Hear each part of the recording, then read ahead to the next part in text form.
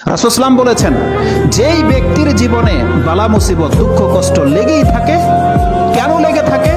রাসূলুল্লাহ সাল্লাল্লাহু আলাইহি ওয়াসাল্লাম বলছেন, হাত্তা ইয়ামশি ফিল আরদি মা লাহু খাতিয়াতুন, আল্লাহ তার জীবনে এত দুঃখ কষ্ট এই জন্য আল্লাহ তাকে দেয়, আল্লাহ চায় এই জমিন থেকে ও যেদিন মরে যাবে ওর আমলনামায় একটা গুনাহ লেখা না থাকুক, এটা আল্লাহ চায়।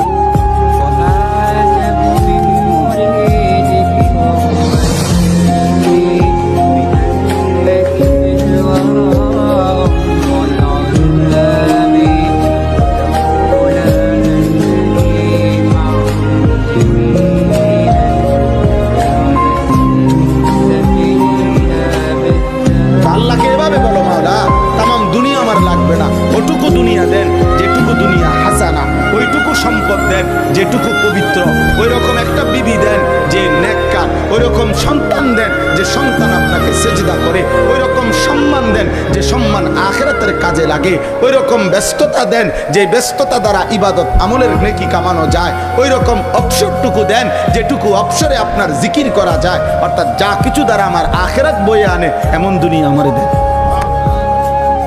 তামামটা লাগবে না, মাওলানা পুরোটা দিয়ে কিনুন।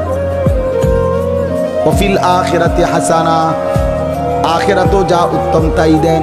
তাহলে দুনিয়া বাদ দিতে বলছে না, আখিরাত বলতে নিষেধ করছে। আমরা তো এটাই বলতে চাই, দুনিয়া করো না ভাই, কোনো সমস্যা কি? আল্লাহকে ছেড়ে দিলা কেন? হালাল হারাম ছেড়ে দিলা কেন? এরম শুরু করলা কেন?